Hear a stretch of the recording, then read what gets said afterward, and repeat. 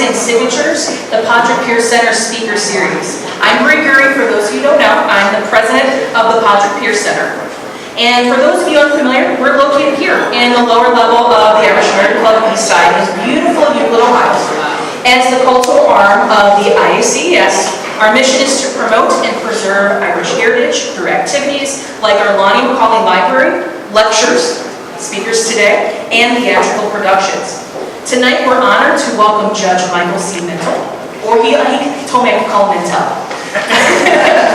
And with a background in history, political science, and law, he studied at Capital University and Trinity College in Dublin. His passion for history led him to write the 1981 Hunger Strike, which examines declassified British documents revealing the pivotal role of the Hunger Strike and the Troubles and its eventual impact on the 1998 Good Friday Agreement. In addition to his work as an author, Judge Mentel serves as an Ohio Appellate Court judge and has a long history of public service, including leadership on the Columbus City Council. His deep commitment to justice and community has earned him wide recognition. And it's my pleasure to introduce to you tonight Judge Mentel. So please join me in welcoming to the podium.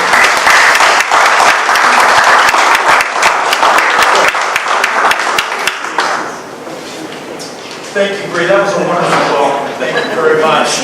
And thank all of you for being here. And I'd like to make a few thanks first. We just mentioned, Bree, that what a tremendous job in helping put all this together, and the very, very kind invitation to be here. So, Bree, thank you. I think I need.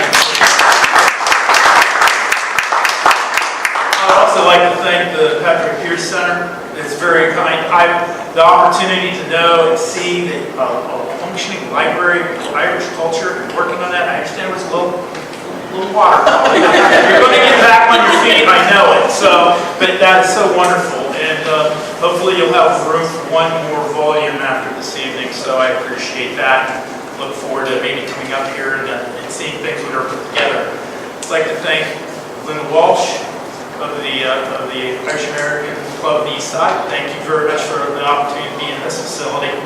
But there's one person I'm not going to leave out at the moment, and he is absolutely, I think, the rock in the Irish community.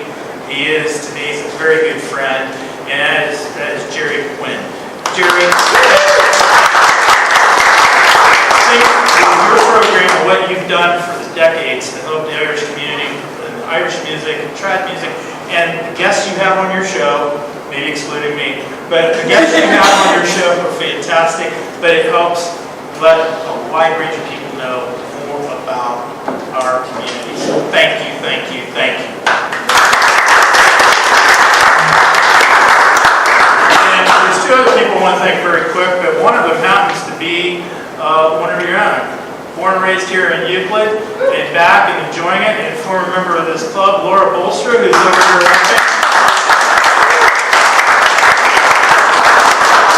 And my rock, who I couldn't get anything done with, is my wife, Marisa, who also is very supportive and when I began writing this book. Because let me tell you, there's times where, wait a minute, I can't do that, I'm writing. I can't do that, I'm editing. No, I can't do that, I'm researching. So thank you, love you, appreciate it. So, I'd like to get things started. I have here, I wanted to just go that first. Kind of sums things up. And I use this quote in my book as well. And it's Wolftown. And what I like about that is it sums up, I think, what the whole situation was over 800 years. But what he said then from the dock during his trial holds true, I think, for what occurred during the Troubles and what we have moving forward after the Troubles and using the peace process and the Good Friday Agreement. So I think that we recognize that. A good Irish Protestant who made that statement. So I think he says it all. Move over to the next slide here.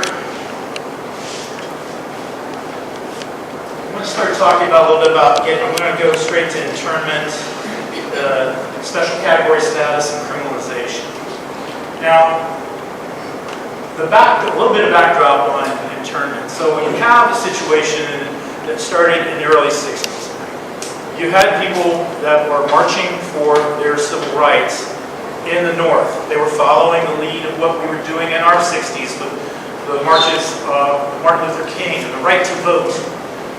Some of you may know, some of you may not, but back in the 60s in Northern Ireland, a family got to 1 vote per family, not 1 vote per person. It was a power play to keep power. Marches took place. Then you had the violence that went on. You had Berthold, you had Valley Murphy, and then eventually you had Bloody Sunday. So you had these things occur. Eventually you had a step up in the rise of the provisional IRA, and then it led to other things called, and what was set up as internment. I'm going to get to a slide here so we know what we're talking about back in that time. So 5 months before internment really got kicked off, Secretary of State for Northern Ireland, William Faulkner, he started having these, out in Long Kesh, having these Nissen huts built. There would eventually be 22 of them built to house the prisoners.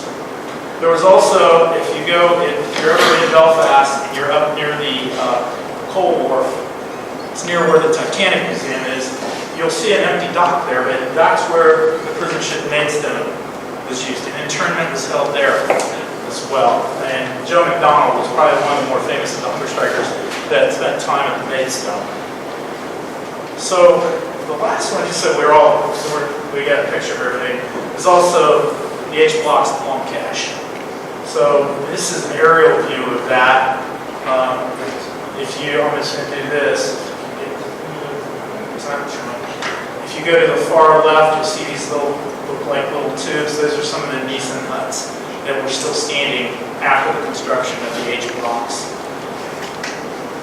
So, how did we get to internment? I write in the book a little bit, and I have a document in there, but what happened when we got to the whole situation of Long Kesh and the cages in Long Kesh? Faulkner decided to institute an operation on August 9th, 1971.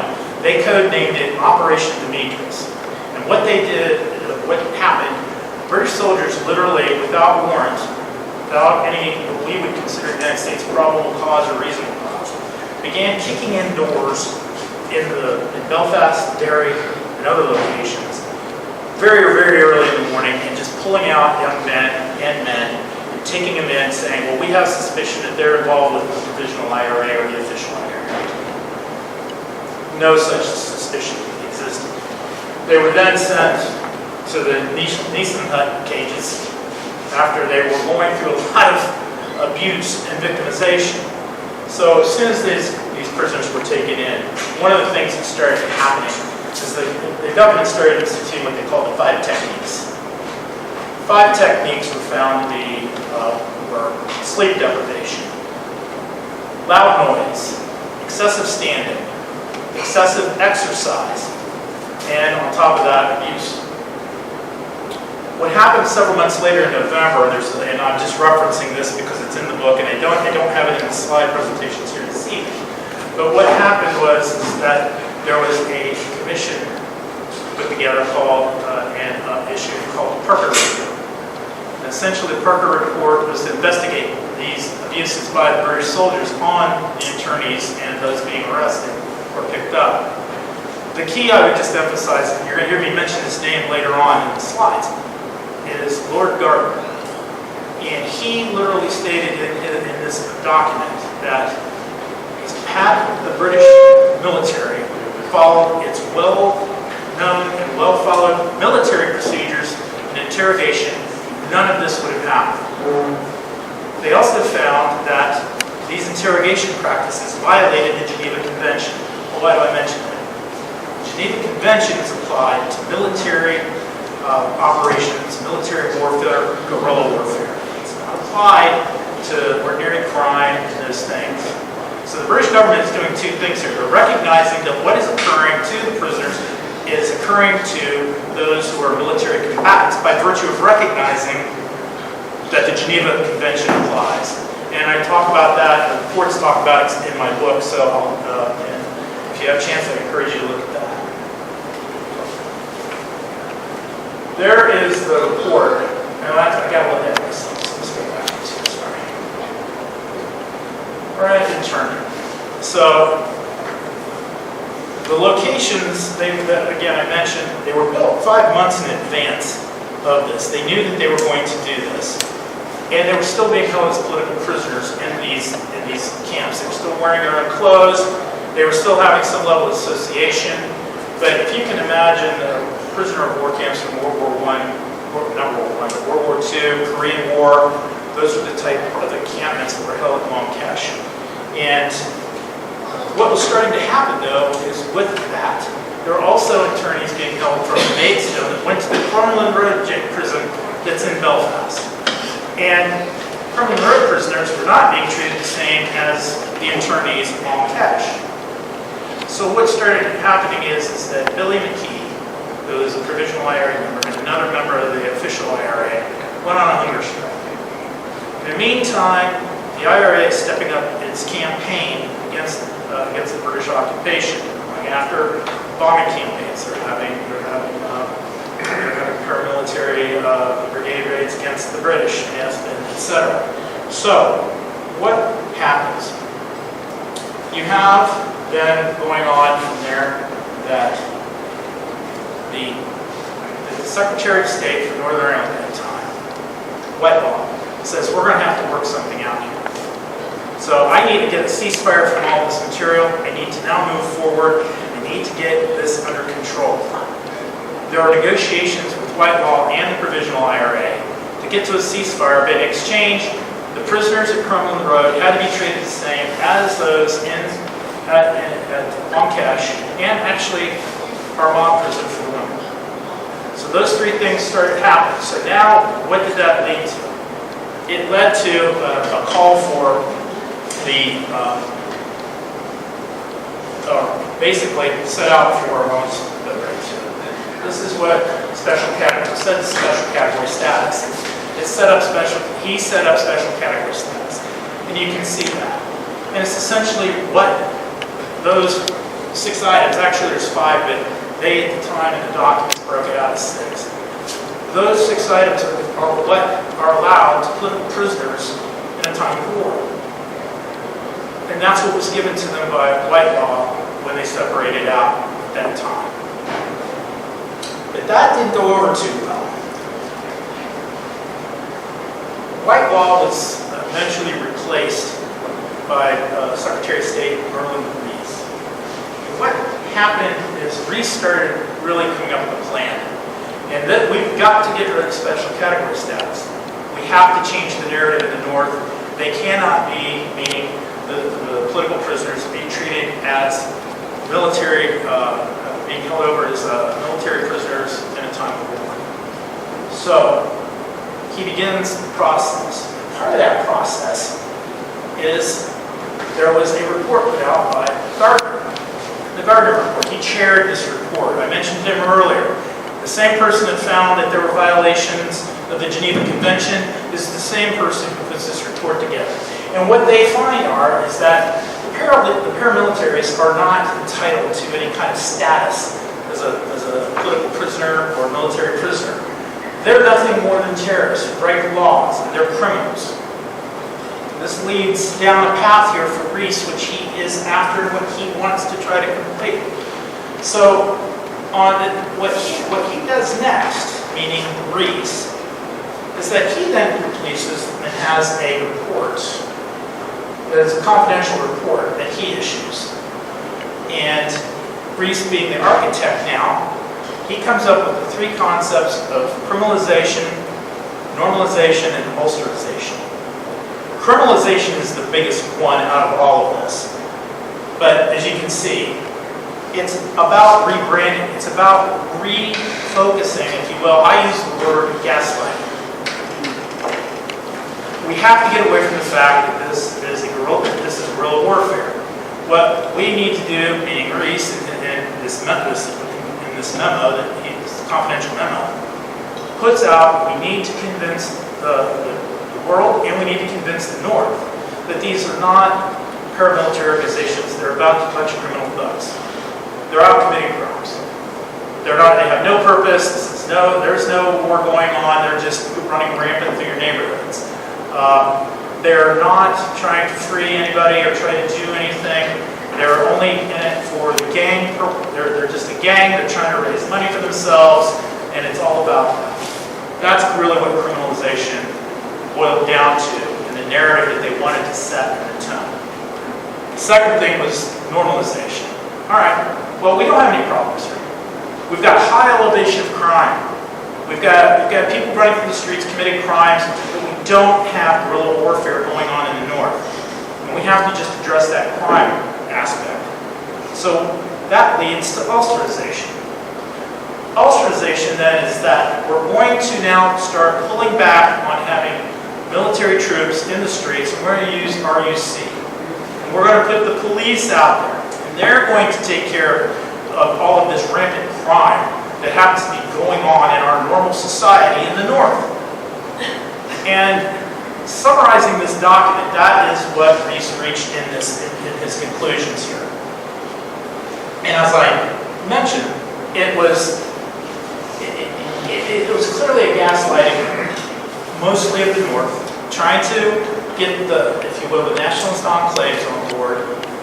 That neighbor of yours, Tommy over here, is not a paramilitary, he's a criminal thug. And it didn't work. Why didn't it work? Very quickly, and I talk about this in my book, there's another document that was intercepted by the Provisional IRA, and it's called the Glover Report.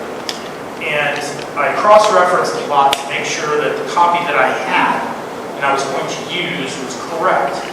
And essentially what the Glover Report finally cast out months after this is criminalization is not having any effect on us. Nobody is buying it. They know that this is a guerrilla war going on. We're kidding ourselves by trying to say criminalization, normalization, and Ulsterization are working. So what Merlin Reese at the time, now he's Secretary of State of Northern Ireland, is trying to do, the Glover Report does not substantiate. So where do things go from here? We go on for several years like this, and we finally get to March 1st, 1976. March 1st, 76 is when the special category status is now eliminated. Reese has now announced, he announced it in 75, that special category was going to go away. That everybody was going to be going from Nissan huts, we're going to go to the H blocks. And when you're there, you will wear a uniform. You will do prison work. You will go to sleep when we tell you. You will wake up when we tell you. You will get visitors when we tell you. And you will get mail when we allow you, and we will read the mail. So in other words, you don't get special category anymore. You cannot freely associate. You cannot wear your own clothes. You cannot figure out who you were or have these certain visitors. You cannot get parcels, etc.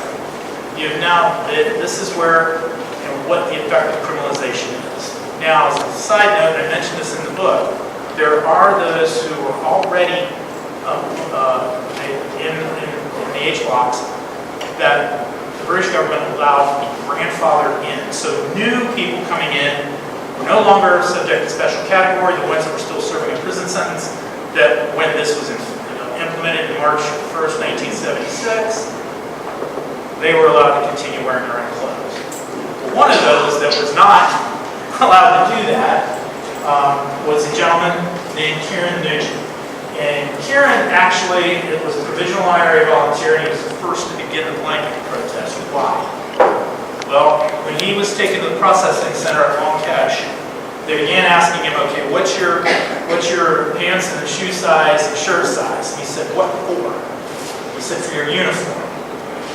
And what he said, and it's right there, they'll have to nail it to my back. So Kieran Nugent begins the blanket protest. And it was completely a rejection of the criminalization status of the prisons.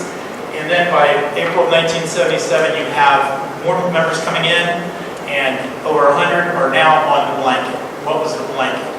Well, it was just that.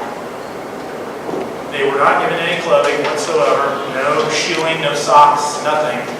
They were thrown in a blanket, they had a mattress, they were thrown on the floor, they got a pillow.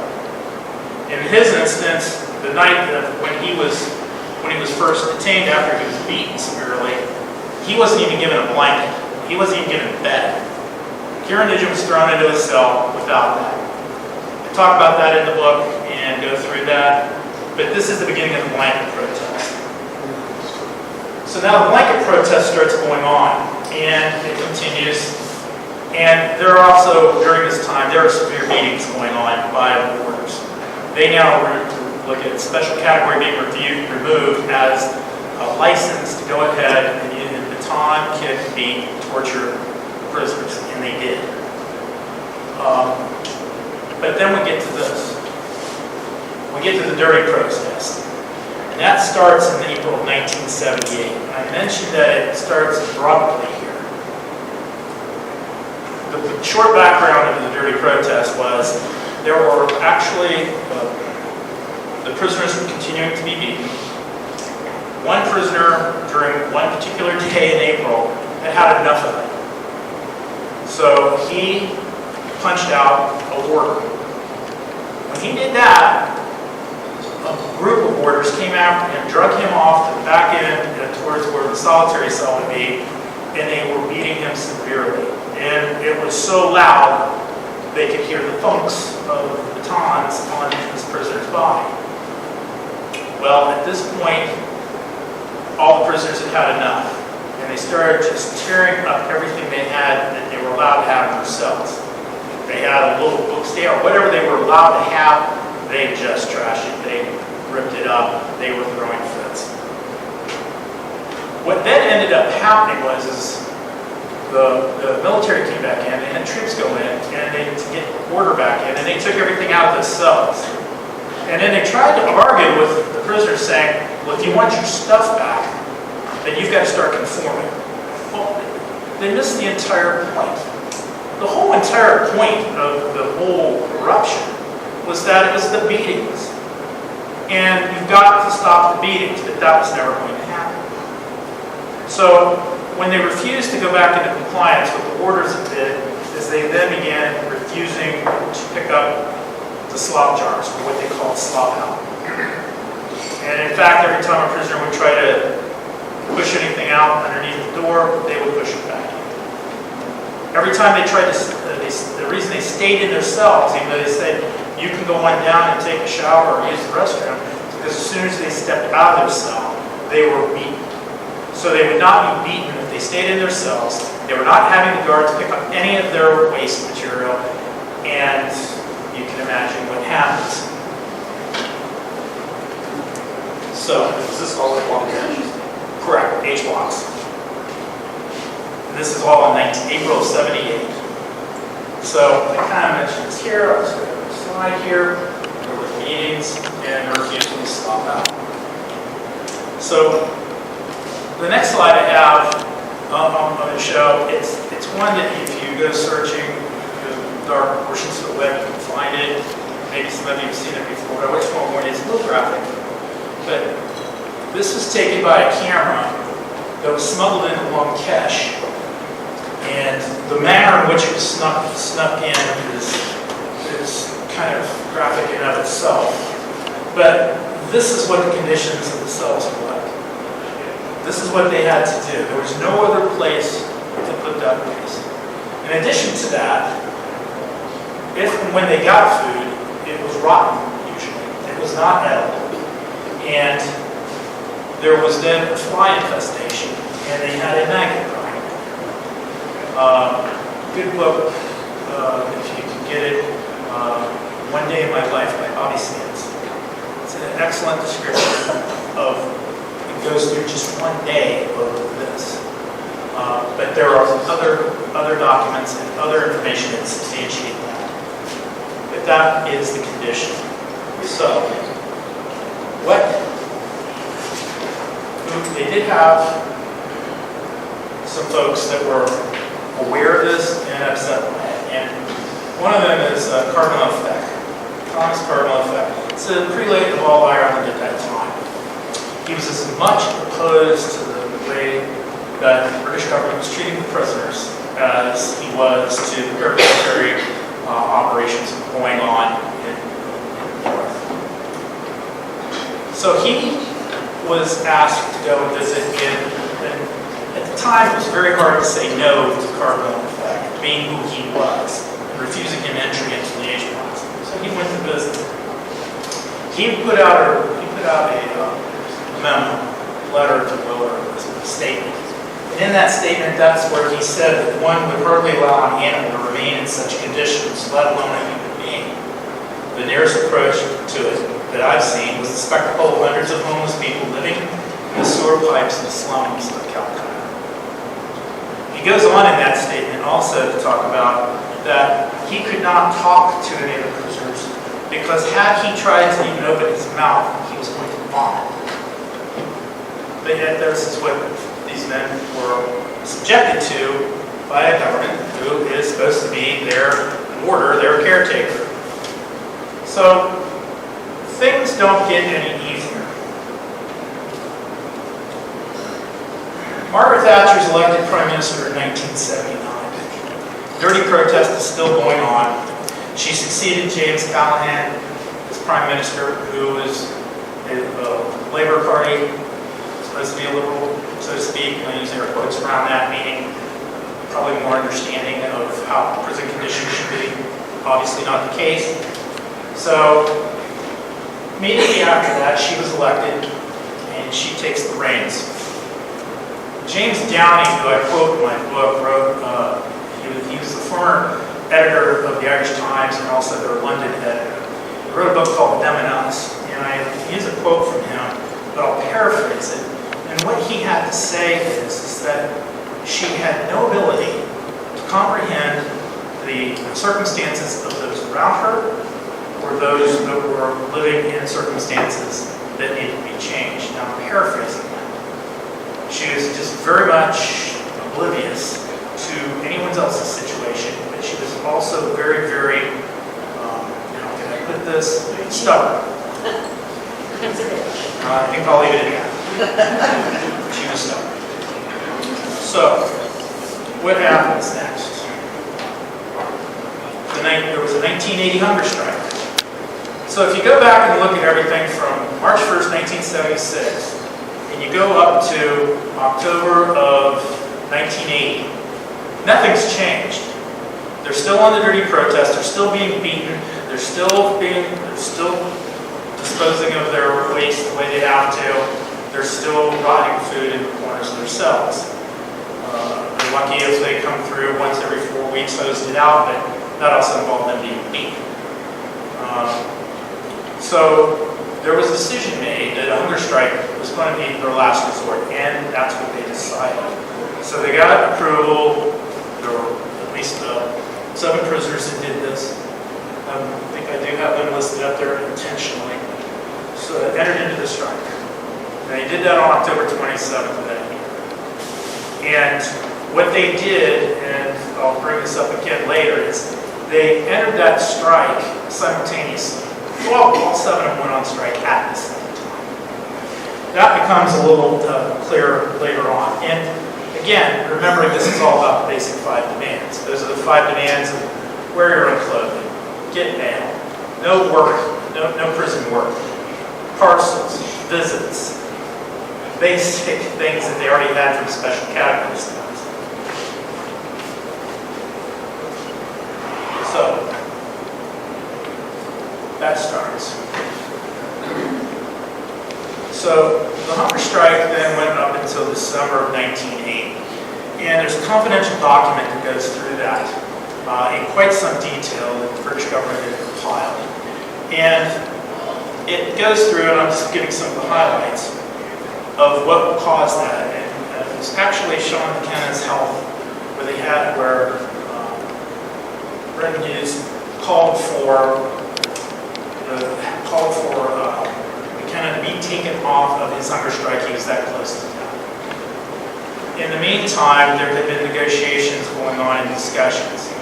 And those involved in those discussions, which someone will talk about later, was Danny Morrison, Jerry Adams, and there was a collective of priests that were also involved.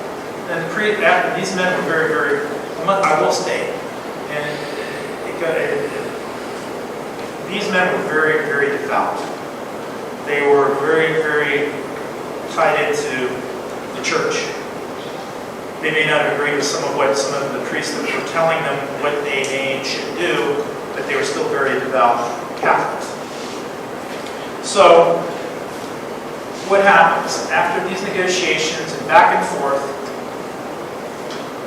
in the document, they recognize, in this document, that the Thatcher government offered them compromise on the 5 demands.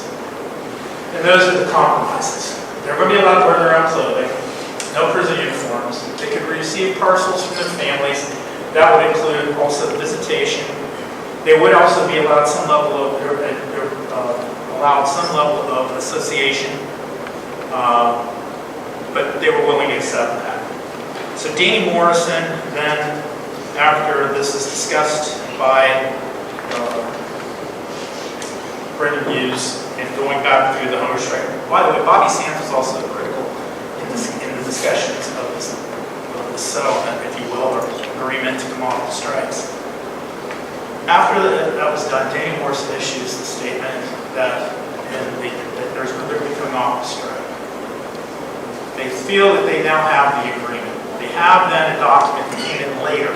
It's a point of controversy.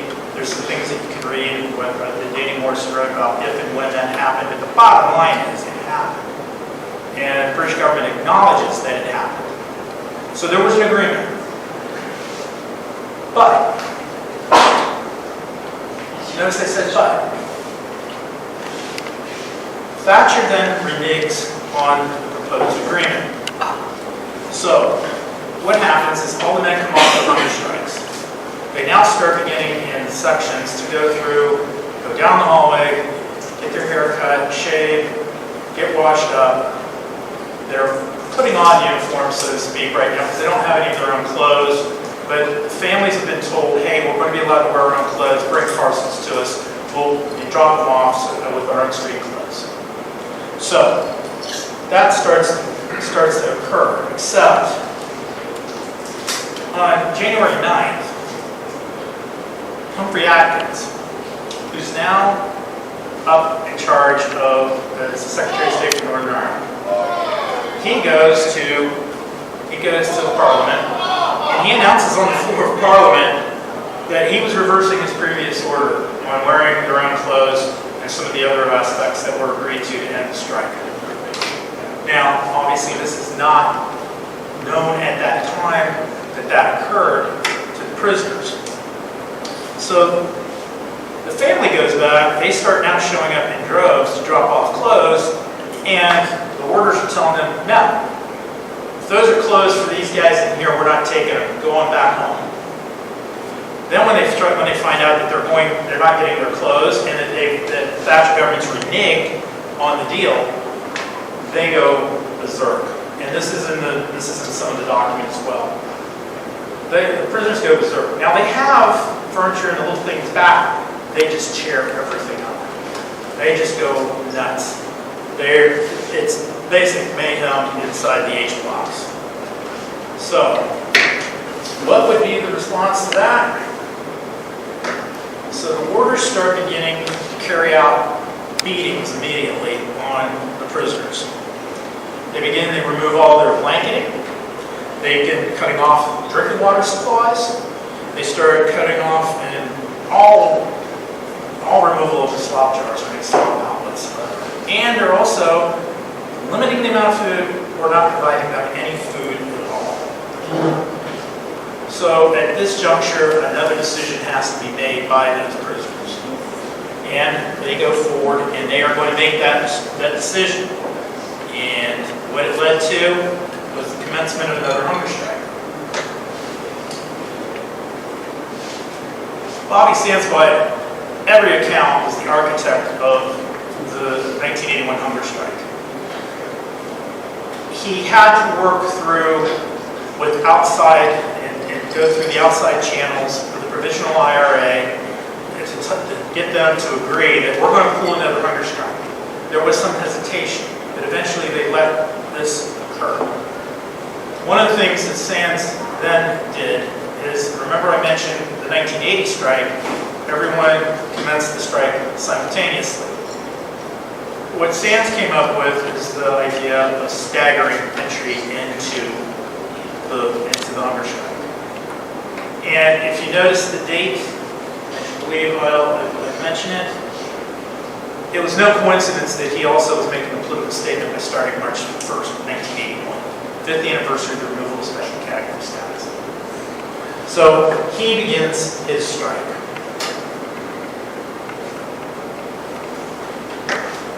The staggered events start happening now, and here comes one other volunteers to the hunger strike. Francis Hughes commences his on March 15th. Raymond McCreesh commences his hunger strike on March 22nd. And now this is starting to come through. They did their own internal screening of individuals to volunteer. No one was compelled, no one was looked down on if they didn't step up. But those who did step up, there was a very, very, I want to call it intensive discussion that was made with those volunteers that you have to ride this out and you can't quit. If you do this, this is what's likely to happen. So, again, I use the word intensive discussion. It was, oh yeah, I'll do this. No. So, these 10 men really knew what they were getting into and had committed themselves to the death of the So, moving forward, there's an event here, and it gets to the whole development of moving the political aspects and the political change of the North, the socio-political environment of the North, and this is really the catalyst that begins that change. And it's the Vermont South by-elections. It is a pivotal point, not only for the hunger strike, but what the hunger strike did in terms of catapulting and I should say at least moving this forward to a peace settlement. So, what happens? Bobby Sands had sort of started his strike in he started his strike on March 1st of 81. On March 6th, Frank McGuire, who was very leaning towards nationalist cause, he dies. So he leaves the seat, there's a seat open.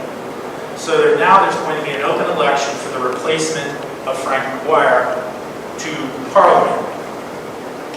This is one where some of the folks that were dealing with the whole circumstance of trying to convince the British government to grant the basic 5 demands, they see an opportunity here.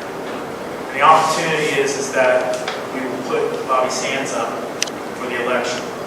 There was a lot of discussion and negotiation. I talk about that in the book, and there are documents that also substantiate that. Not in the way you would think that there are British documents that are first talking about, well, this didn't mean much. Don't worry about him. He's criminal. He's locked up. But then there's the aftermath when he was elected, and they're very interesting documents to read, and I talk about them in detail in the book. But as you can see here, next slide, he was selected to run in the by-election. And it had to be negotiated with the SDLP. At the time would have been John Hume's party, and that's because they had to stand down. And they had to clear that with their constituency and their party and say, we're going to allow this to happen and not contest in that race and become a third party across the way. So, March 30th, Bobby Sands receives the nomination to run, and he runs under the anti-age block committee stance, or banner. What does that mean? Okay. At that time, the Provisional IRA and its Army Council was controlling all aspects of what the political developments would be. The first and foremost principle was there will be zero recognition of the British government or its processes of elections. We do not recognize the existence of the British government. They are occupiers. So Sinn Féin was not necessarily its own independent agency. It was part of, and it was, I would call it, an extension of the Provisional IRA. It could not then lend its name, or could they use its name as a party banner to run under. So what they did is there was a group called the Anti-Age Block Committee, and they put his name as a candidate for the Anti-Age Block Committee banner. And that was why he ran under that title. And what's there too is this is an actual poster that was used for that election. And they were plastered everywhere. Some of them you can see in some of the in certain museums, and you can, if you do look online, you can see some very tattered ones. That was an actual poster from that election.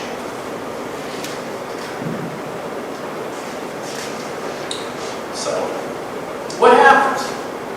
Full suspense, right? The election results, April 9th, 1981. It's not like worrying about here, November 5th. I'll give you these right now. Bobby Sands wins with 30,492 votes to Gurry West, the DUP's votes of 29,000. It was rounded off by some in song and in speeches that Sands received 30,000 votes. He did that for sure. What then happens is that the global spotlight is now really being put on the British government and the circumstances of the H blocks and Northern Ireland, the North. Right here we call it the North. Their documents call it Northern Ireland. I call it the North. So what happened with this is now the documents that I cited in the book from the British government is now they're having a panic attack, for lack of a better way to put it. They discuss what are they going to do about this, how are we going to handle this, oh my gosh, we've got H block prisoners and everything. So there's some discussion about those documents in the book. I couldn't list every document this evening, and this will only be here till midnight or maybe longer, but they're in the book, and it's very interesting reading, if to say the least. All of them are declassified secret documents. But the catalyst of this election was actually the building block, or the foundation stone, as to what Sinn Féin would do later in developing itself as a political party running in elections and moving forward. The second thing it also did is it showed not only Sinn Féin, but it also showed the nationalists and the Republicans the ballot box can work. And it didn't mean that they were going to run off and abandon the Armalite, but it showed the ballot box can work. This is a key thing that this occurred, and that Bobby Sands taking another strike, the catalyst that it created. You heard me mention a moment ago John Hume. He was the leader of the SDLP. He was a civil rights activist. He also won the Nobel Peace Prize, and for his work and activity with in moving forward towards the Good Friday Agreement. He actually worked very closely years before the Good Friday Agreement in negotiations and discussions with Jerry Adams, and helped with getting this catalyst going to begin the disarmament, settling down the violence to get to the Good Friday Agreement. So he began doing that. You can hear me mention John Hume a lot because, again, no one from Sinn Féin, no one from the Military Council, the Provisional IRA, was going to talk, negotiate, or do anything with the British government or any of their elected representatives, the Prime Minister, or the Secretary of State for the country. John Hume was the person. So he was kind of, not that they used him as a go-through, but he knew that the violence had to stop. This hunger strike had to end, and it was wrong that it was allowed to continue the way it was continuing. Now, at this point, this is a very, very critical document in my mind's eye that occurred. Now, Bobby Sands has already won the election. He's done. They've got their MP. No one has passed away or died on the hunger strike. So Hume reaches out to meet with Margaret Thatcher. And if you look up here in the corner, it's kind of hard to see. And I'm pointing this out for a reason. Margaret Thatcher's initials are on this document. She signed off on the content. She knows what's in this document. She's read it. She's approved it. So Hume sits down with Thatcher and her, if you want to call it, personal assistant, or if you will, for lack of a better way to put it, Michael Alexander. They sit down. He will eventually be part of the Foreign Office, but that's another story. This is a classified document that narrates that whole entire discussion. So he informs Thatcher and tells her that the hunger strikers would call off the strike if you re-offer the settlement that you gave for settling the 1980 hunger strike. If you re-up those, they'll accept it. They'll take it. She brushes back on that, pushes back off it. What Hume then tells her is about his conversation the day before with Gerry Adams. Gerry Adams is the vice president of Sinn Féin, provisional Sinn Féin at the time, but he is extremely wired into the Army Council. He knows exactly what's going on. Adams tells Hume that if the substance of the 5 demands were to be met, or granted, the strikers would call off the protest. The provisional RA would make no demands beyond those already being made as a price for ending the hunger strike. In other words, he was responding to preempting anything that Thatcher would say that this would be something where, well, we'll give them this, and then they're going to come back and want that, then they're going to want more, and they're going to want more. What Thatcher labeled as a salami tactic, just like if you went to the deli, you keep cutting, and eventually the salami's all gone, it's been cut up. That's what she referred to some of this as. He is now telling her point blank that offer it, and this is over. You have no more political problem. You do not have any issues here. And what Adams went on to tell Hume that I didn't put in here is he also tells Hume, we don't care how the British government wants to characterize this. That prisoners capitulated, that she won, whatever you want to do, they'll take the same offer. They'll do this. She absolutely says no. I am not going to capitulate. I'm not going to negotiate. I am not offering this deal to the prisoners.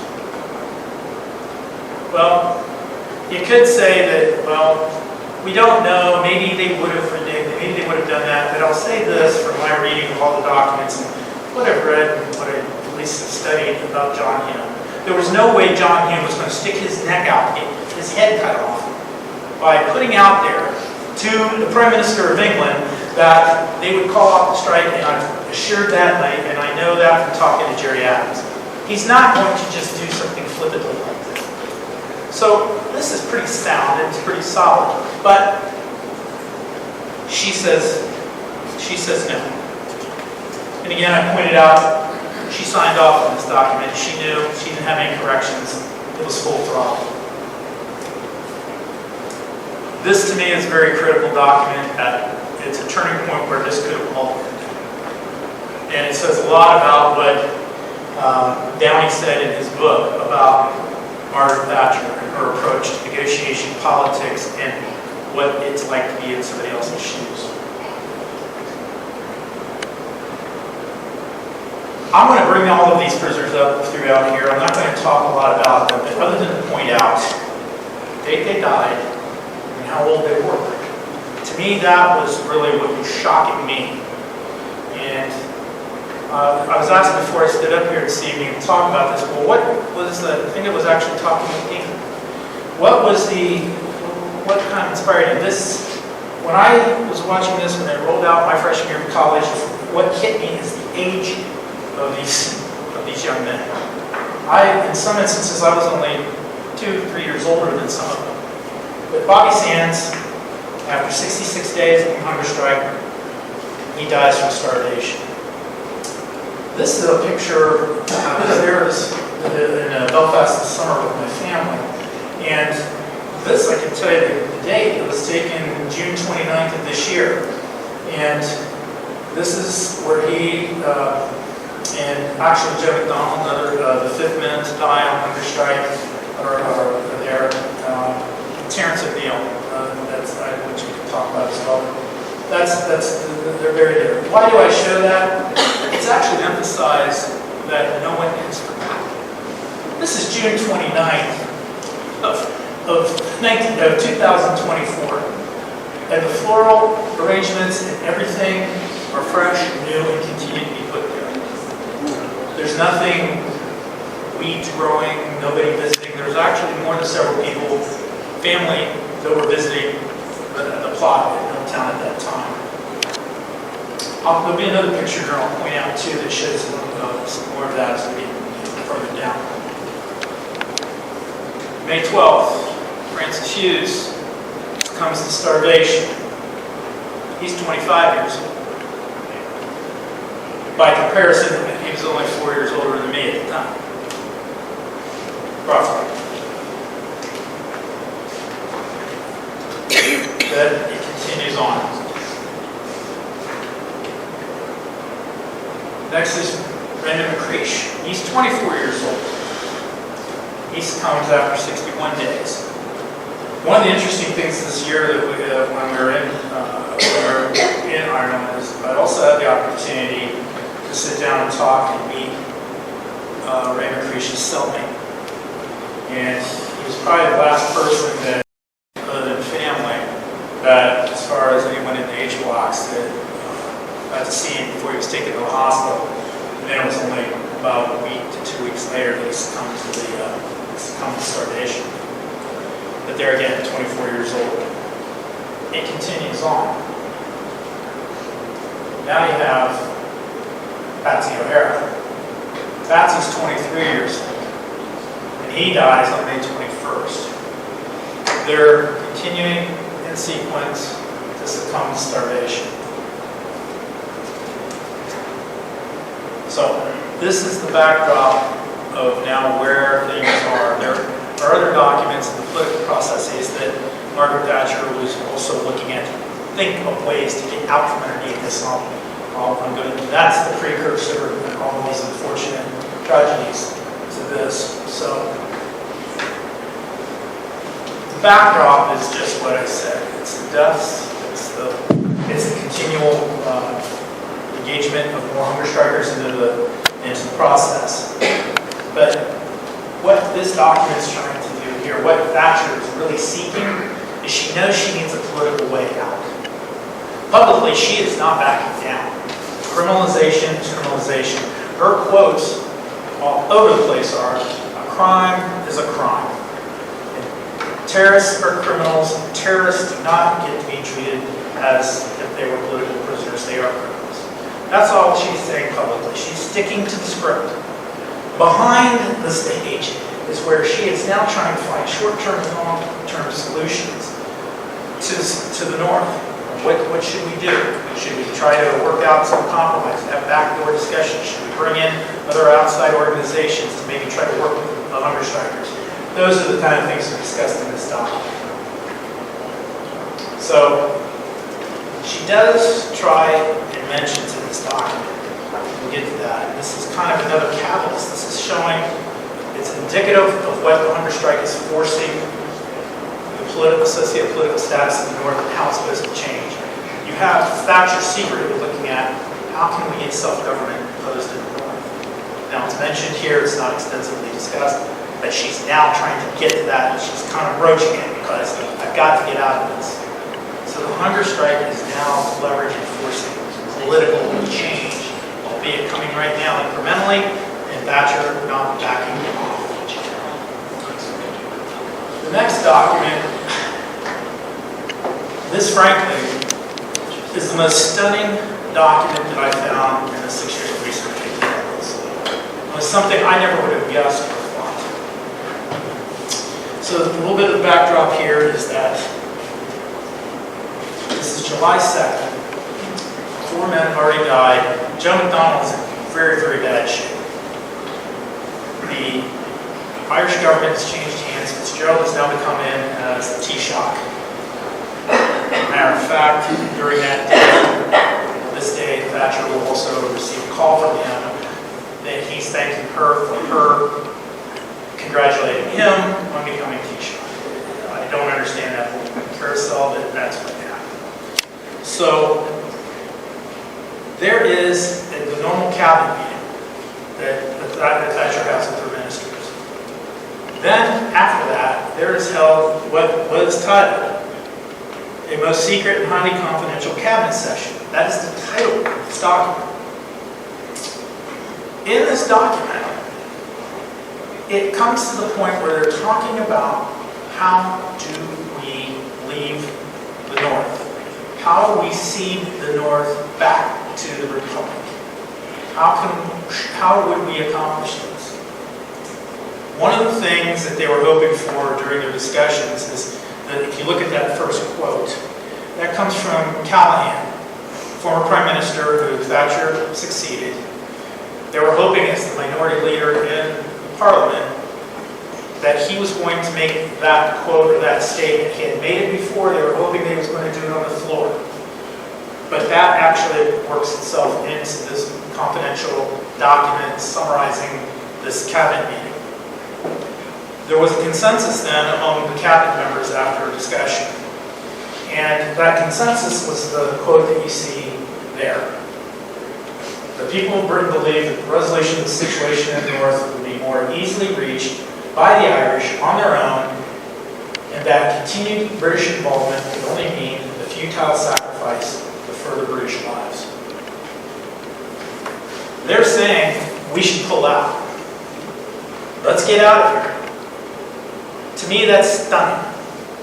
But even more stunning is what Thatcher said during the meeting, which is in the way, and I'll read that out loud because it could be a little difficult with the blurry print, but the Prime Minister stated, summing up the discussion, she said that further thought would need to be given to all possible courses of action in regard to Northern Ireland, however difficult or unpalatable. So she's putting an imprimatur on this to start discussing, okay, we got to pull out. Now, obviously, that's not practical. There's no way that the Republic was going to accept the North under those conditions. There would have been Ian Paisley, the DUP, the Ulster Volunteer Force paramilitary, the UDA. There would have been mass violence if that happened. But the fact that she started considering it is indicative of the pressure that the hunger strike was putting on her. I just found this document stunning that they even were considering a withdrawal from the North. I devote a whole chapter in my book to this, and it's titled just that, the Soon. The backdrop there is this man named Brendan Duddy. He ran a fish and chips shop in the North, and he would receive deliveries from a kid who was the delivery guy named Martin McGuinness. And McGuinness was also an active volunteer at that time while he was driving the truck. Now, Duddy was very much regarded as a man of peace, but was very much a nationalist. But he was very well trusted by the Provisional IRA and the Army Council. And even in the 70s, he was used as a go-between between British government officials and provisionals. We're talking about this in the 70s. So, what went on here? Why was he so involved? He was actually involved with very critical negotiations between MI6 and the Provisional IRA in July of '81. And those negotiations, just put this over here, next slide. They went from July 4th to July 6th. There was a series of 8 phone calls. MI6 had reached out to Duddy. MI6 gave him the code name Lucid. They like giving a lot of code names and operation names, and if you try to keep track of them, you almost need a cipher to keep track of what's going on. This one's called this, that one's called that, etc. But in this instance, they code named him Lucid. My book, the chapter goes through this series of the negotiations that MI6 orchestrated. Margaret Thatcher was involved in every step of these negotiations, not personally. She was being called and briefed. When there would be an offer, come back, then MI6 would come back. Michael Oakley was his contact on the other end. And he was called a mountain climber, if I recall correctly, but he was the MI6 contact. one thing that happened at the end of this is that because of miscommunication, misunderstanding, someone was supposed to call somebody back, nobody called somebody back, negotiations failed. They were on the brink of actually, with the British government agreeing to the same offer that was made in 1980, bringing that back to get the strike settled. But I think process and procedure over substance was what occurred, but the entire book talks about that. It was interesting though, when we were in the north and in Belfast, I had the opportunity when we sat down and actually for almost a full day with Danny Morrison. Danny Morrison at the time was the political affairs director, if you will, for Provisional Sinn Féin. He had actually been called back from a visit to the United States, or Canada, I think it was the United States. He was called back because he had to go into the H blocks to talk with the hunger strikers about the offer that was being made by MI6. When I asked him some questions about that, one of the things that struck me, which would seem odd, is that there was a complete distrust, albeit they had to go along with it, but there was a complete distrust of Duddy. Duddy had numerous conversations with MI6. He was getting along with MI6. How do we know Duddy's not crossing us up? How do we know he's conveying information correctly? There's a lot of questions. One of the things after this document was released, and Danny Morrison and others scoured these things as soon as they were released. The fact is that there were some comments in there made by Duddy which just compounded the situation. But this was a critical juncture in the negotiations. They got very critical, and on July 8th, Joe McDonald, it's time to start starvation. He was the oldest hunger striker, being 29. And he had a family, and he is, like I pointed out, he is buried at Milltown with Bobby Stans and Terrence O'Neill. Not so much a week later, Martin Hurston succumbs. And he was 24. Again, another person of young age committed to this. He passes away. It continues. Now you have Kevin Lynch. He's with the INLA, so is Patsy O'Hara. He was one of the ones that lasted the longest on hunger strike. 25 when he passed away. The next person that passed away right after, literally a day later, is Kieran Doherty, MTD. So he was a top wallet to the Doyle era. He was a representative in the Doyle era. This was critical. This is another one of these milestones that I mentioned it, and there's documents I cited in my book over this, between the Republic and the Thatcher government over what to do if Kieran Doherty should pass away. He is an elected representative of the Republic. And if you're going to let him die, we are going to have a lot of chaos and hell breaking loose in the Republic if one of our representatives dies. That was completely blown off by the Thatcher government. They didn't really care. But it went forward to show something else again. Now, it wasn't in the North, but it evidenced to Sinn Féin and to the Nationalists and Republicans that the ballot box worked. And Kieran got elected. If you go to Leinster House or you're ever visiting there and you're able to walk through, Sinn Féin has offices there, and Kieran Quinn is the North American representative of Sinn Féin that shared with me that they have that picture, they have an oil portrait hanging in Leinster House as in remembrance of his being elected TD. Thomas McElvey, youngest, one of the youngest, another was 23, dies at 23 years of age. He was cousins with Francis Hughes. They're buried together in Bly. He signed up with Francis when Francis broke off, was initially had his own kind of independent organization before he went to provisional IRA, but he was in an active unit with Francis till Francis went, and he began, if you will, carrying out his own activities in the hillsides of basically Jerome, Gary, and Armand. But he was 23 years old. This all leads up again to another critical document. So, Hume talks to James Pryor. He will be the future Secretary of State to Northern Ireland. But this is on August 10th. He hasn't succeeded yet. Humphrey Atkins has not stepped down yet. But he takes the advantage because he knows that that he will be coming in. So Hume takes the advantage. Hume is trying to put the bug in Pryor's ear that essentially things have to change. We have to come up with a program that will end this.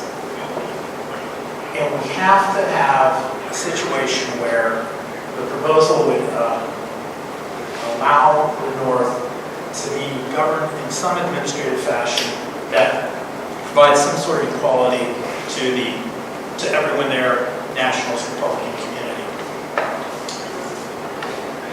This was sort of an indication again, and it goes further in the document that the hunger strike once again is driving one more notch forward into what will happen politically. The last person that is now the 10th man to die on hunger strike was Michael Mickey Ryan. He was 27 years old, but he was also the founder of the INLA. He did that after he got disillusioned with the official IRA. The official IRA backed out of any further military conflict. The INLA, which he was the founder of, would go forward with military conflict, but it would also carry a lot of the communist principles that the official IRA was supporting. The INLA took on a majority of that as part of their political process and what they were fighting for. I mentioned James Pryor, and he does take office September 14th after Atkins steps down. Now, Pryor did look to find and was focused on trying to find a political face-saving way to end the hunger strike and to end it. But I don't want to leave you with the impression he is some sort of saint or he was wearing a halo. He was still not doing anything in prisons with the warders or the abuse in the meetings. He was still not doing anything that was reconciling how prisoners would be treated in the agent box. So there's another side to that, but he is understanding that this thing has to come to an end. Now, Thatcher secretly is on the same page, but she doesn't want to do anything where she shows weaknesses in public. So this is a little, his approach here is a little pushing the envelope as far as that goes. So, September 18th, Pryor has scheduled a meeting with John Hume. And then this is where Hume tells him before he died, he had felt there would be a lot lost by allowing it to continue and not settling it. And he felt he was correct. Remember the meeting after Sand's election. Jerry conveys what Jerry Adams said, what the hunger strike would take. This is Hume reminding Pryor that could have occurred then. The greatest observation I thought that Hume made is that on the removal. So the removal of special category had not of itself created problems. Difficulty arose when it did take it away. We're going to have a couple more slides down the road here, but remember that quote. Remember what that said. It will come in, it helps bring things into focus. Now this is an interesting quote.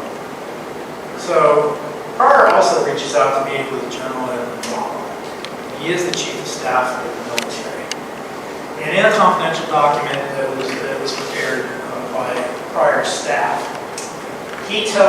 Long tells Pryor that this has to end. There's no reason for this to go on. This is the worst case scenario that Britain could have. It says there, it's the worst of all He, even on his own, without necessarily having all the information, he says that she should just go back and re-offer the 1980 agreement that was offered back to settle the first hunger strike. But there's one thing I want to point out here. It's kind of manifest. General Rommel looks like he is straight out of Central Casting. I mean, if this could not be any more of a photo of someone in Hollywood wearing a general's uniform, I don't know what it is. But Rommel was a well-decorated military man, and he had fought and led brigades in World War II. September 23rd. This is a real strong turning point for the whole entire hunger strike. So, September 23rd, Lord Grey Gowry. He was Irish born. He was a heraldry, peer, businessman, he's a politician. He was Minister of State for Northern Ireland under Thatcher. So there's a difference. There's Secretary of State, the Minister of State.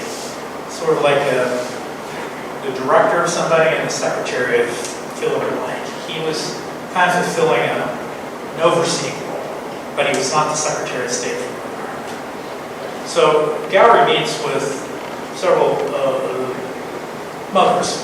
Meets with Philomena McCluskey, William McCluskey, who has now entered in. He's one of the ones that come into this chain of hunger strikes, and also with Bride Lynch.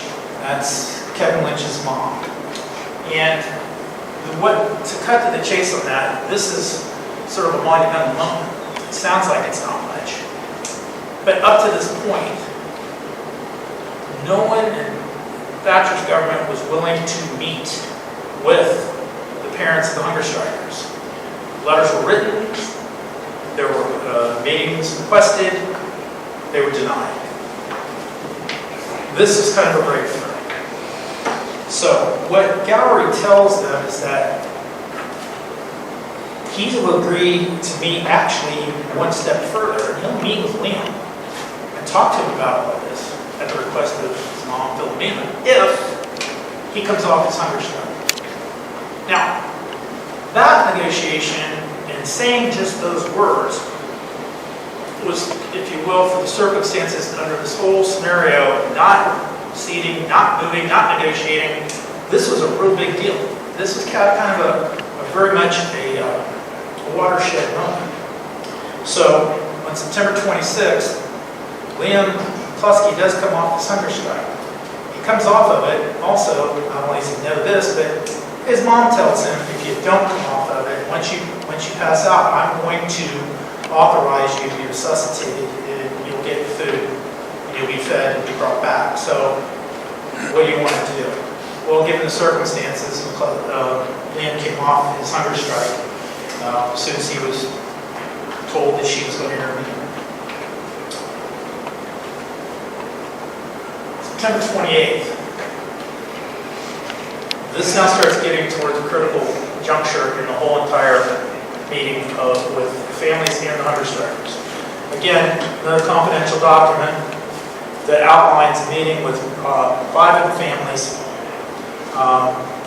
of remaining hunger strikers. There's some notable ones, but I think one of the most notable is Pat Sheehan, who sits in elected office in Belfast now for Sinn Féin. He meets with them. But the critical part of that meeting, which has never been conveyed before, which kind of locks the British government in, is the last quote that Gowry has. If the hunger strike comes to an end, the following would happen. As minister responsible for prisons, he had absolute authority to build on or make further improvements to the prison regime, meaning they could be examined to work, association, admission, and clothing. That's not been said before. And to have it said to the families, just actually, if I could use an analogy, this is pouring concrete on granite. These families, all 5 of them, heard him say this. They then can go back and convey that, not only to the hunger strikers, but to those on the outside that are influencing, if any influence, on what will occur with the hunger strikes. These parents now have heard it their ears from Gallery's mouth. The opportunity that was back in 1980, going into 81, where Thatcher reneged, those aren't the same principles. That was where, no, we didn't really say that. They're making it up. We never made these offers. They're saying that we made these offers. Nothing happened. There were no documents out there to say that. Everything was done in secret then, and it was with the prisoners and members of provisional Sinn Féin that were involved. Here, these are parents. Good luck if they get out and talk to the press and talk to the world press that they would get these things if this happened and they reneged on it. So this is why I analogize it for a concrete on granite. It was very solid for that to happen. So, several days later, we get to the end of the hunger strike. October 3rd, 1981, hunger strike ends. Vic McFarland is now the OC in the H blocks of Long Cache.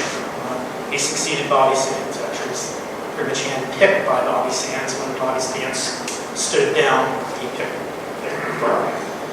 So he went out to each of the H blocks, talked to the other OCs.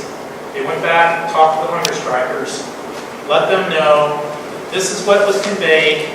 If we do this, this will happen. They met with family members. They told them this. We think we've got a solid deal that they can't back out of. That's kind of the nutshell of what happened. So at 3 p.m. on October 3rd, the statement went out on behalf of the hunger strikers for provisional Sinn Féin. It's a very lengthy document. I'm not going to necessarily get into any aspects of it, other than to say that they made very clear what their principles were, that they stood on principle, why they did what they did, and why they think this is also a victory, and it was. And in my opinion, it was. It wasn't you quit, therefore you get. They got it. I don't care how you want to cut this, they got it. So they got essentially their basic 5 demands.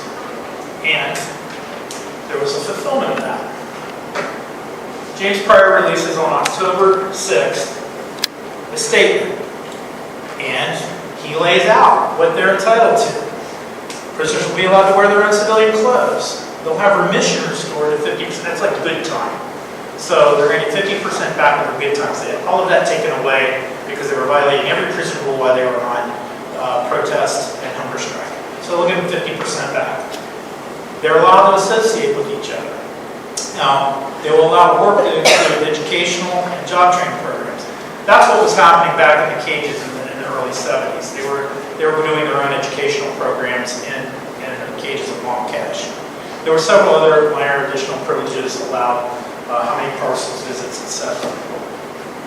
But they got it. So, you could look at this way and say, well, they didn't. They had to back off the strike and they didn't force the British to do it first. Well, so what? They got it. They win at the end of the day, if you want to put it in those terms. I don't think there's a win here, though. They got what they wanted. So, what happened? It's almost identical to the 5 demands that Pryor put out. But what was the cost? And I put these down here just to illustrate it. A lot of things went on. There were even some border assassinations that took place because certain borders were beating the prisoners so badly. The provisional IRA went out, and when they got their names, and they assassinated. So I don't want to hide that. It's not like hiding the ball. But you have a government in charge. You have a government, as we would have in the United States, that's sitting as a judge that does not and should not permit abuse of prisoners, no matter how severe the crime. This is the government of the United States in charge, or in this instance, it's the British government in charge of these prisoners, regardless of what they want to call themselves as far as status or whatever. There's no excuse for the beatings. There's no excuse for the conditions. None of it. There's certainly no excuse for the deaths. None. This is on the government. You can't judge this by what the conduct of the prisoners was prior to being adjudicated. Set that aside, it was diploc courts. Once they're adjudicated, they're in that prison, the government's in charge. And if you can't tell, this is what kind of gets me irritated because I'm a judge, because I've been a legislator. That doesn't happen. That is wrong. So what did it cost? You had 5 years of blanket and dirty protests. You had severe beatings, abuse, starvation, cutting off water, etc. You had 2 separate hunger strikes go on. One man almost dies. Then you end up, at the end of the day, with 10 men dead. There is something very, very wrong from a governmental standpoint, if that's what happened. The government is responsible for that. So, coming to the end here. We get to about 34 days after the hunger strike ends. And there's a summit held. And it's an Anglo-Irish summit. It's held over in London. And part of it's at 10 Downing Street as well.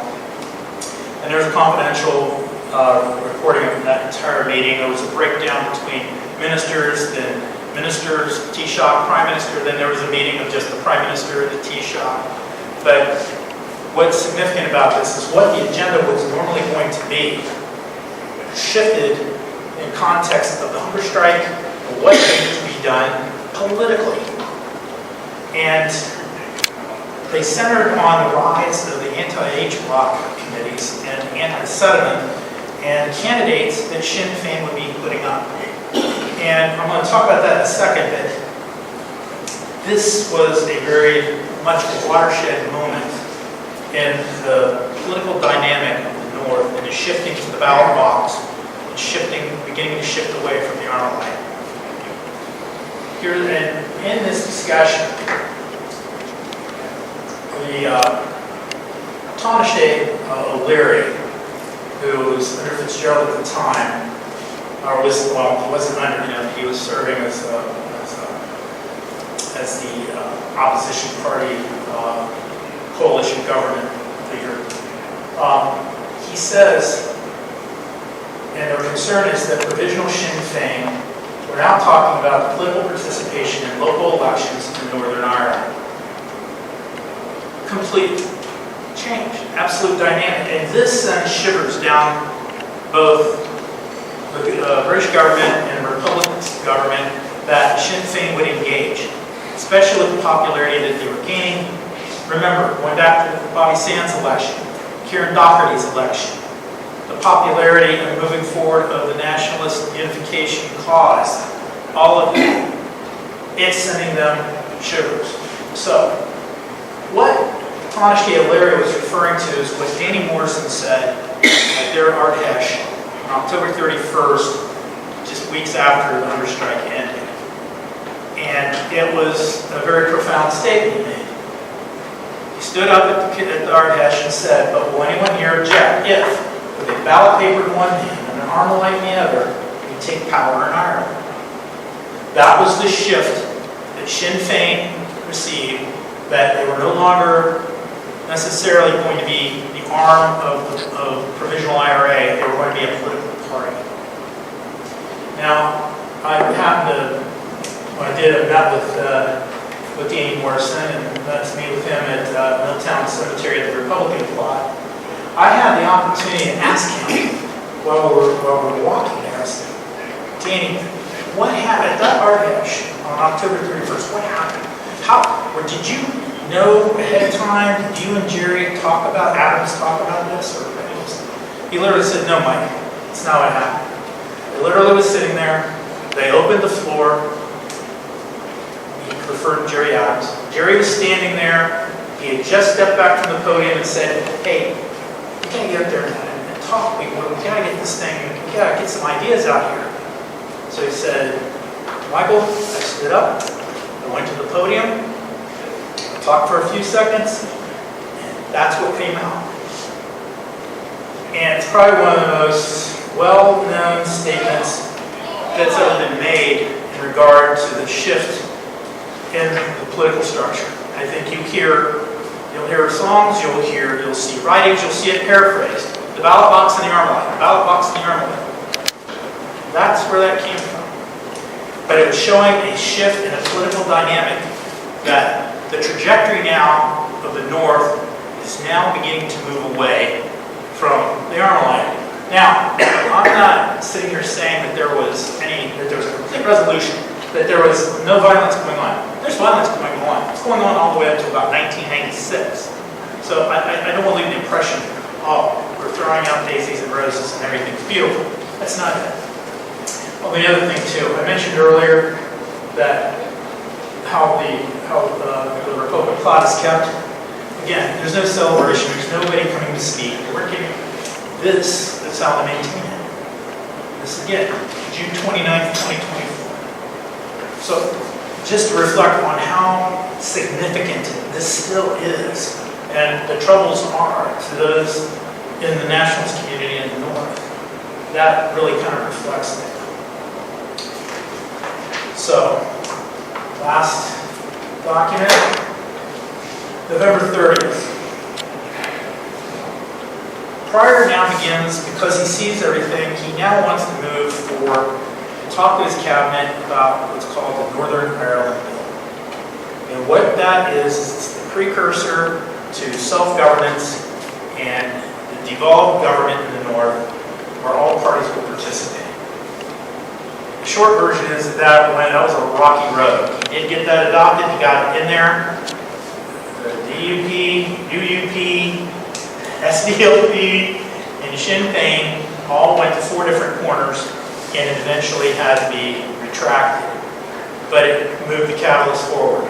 1983, Jerry Adams was elected a member of Parliament. There was others now being elected to local government out of Sinn Féin. Hume and Jerry Adams began talking. Now they're talking about how do we move this so we can end the violence, and it eventually now moves forward to the Good Friday Agreement. In the last chapter of my book, I kind of go through all that. There are documents there, but I didn't want to go through every single one of them at that point. But there is no question in my mind, and I think from the documents that are in the book and how this proceeded, that the catalyst for the Good Friday Agreement and leading to it and getting to peace all hinged on the hunger strike. And the British government and their documents are acknowledging that. They acknowledge what occurred and how it moved forward. So it substantiates those who in the Republican and nationalist community who are correct when they say that this whole situation is what really was the catalyst towards the 1998 Good Friday Agreement. And with that, thank you. Let's please, and I appreciate your attention. And Bree? Are there any questions for Michael?